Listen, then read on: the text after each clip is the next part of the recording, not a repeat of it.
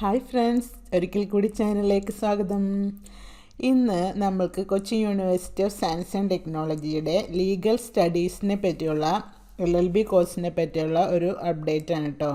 അപ്പോൾ CUSAT legal studies പഞ്ചവത്സര LLB ഉണ്ടല്ലോ, BBA LLB ഉണ്ട്, BCom LLB ഉണ്ട്. ആ കോഴ്സുകളിലേക്കുള്ള അലോട്ട്മെൻറ്റ്സ് എല്ലാം കഴിഞ്ഞിട്ട് ഇപ്പോൾ സ്പോട്ട് അലോട്ട്മെൻറ്റ് നടക്കുകയാണ്. അപ്പോൾ അതിനെ പറ്റി ഒരു നോട്ടിഫിക്കേഷൻ വന്നിട്ടുണ്ട് കേട്ടോ.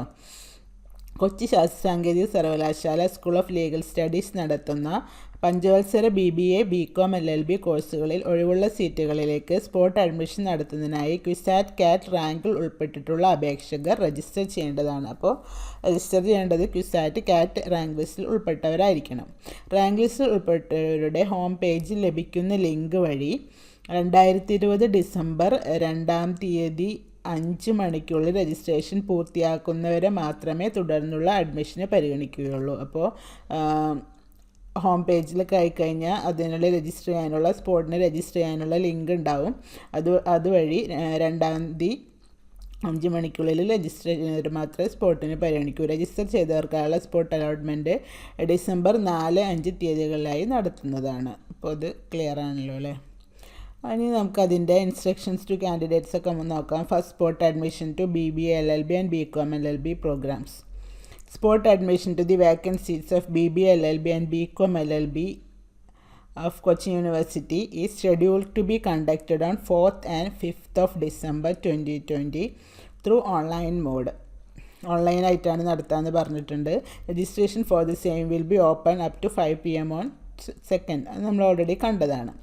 Those candidates included in the rank list published for admission to BBA LLB and BCom LLB 5-year programs of university can register for spot admission through the link enabled in their home page.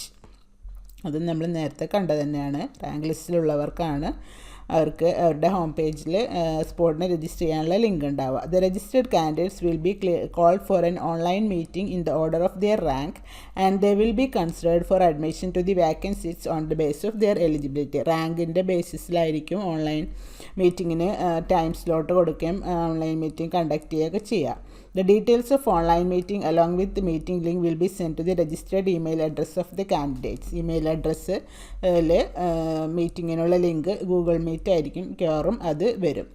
Those candidates call for online meeting and fail to log in before the stipulated joining time will not be considered for admission in the particular spot admission. Online മീറ്റിങ്ങിന് വിളിച്ചിട്ട് ആ സമയത്ത് correct സമയത്ത് join ചെയ്യാൻ പറ്റാത്തവരെ consider ചെയ്യുന്നതല്ല ആ spot അഡ്മിഷനിൽ. അതുകൊണ്ട് നെറ്റിനൊക്കെ clear ആക്കി വെക്കുക എല്ലാവരും ആ സമയത്ത്.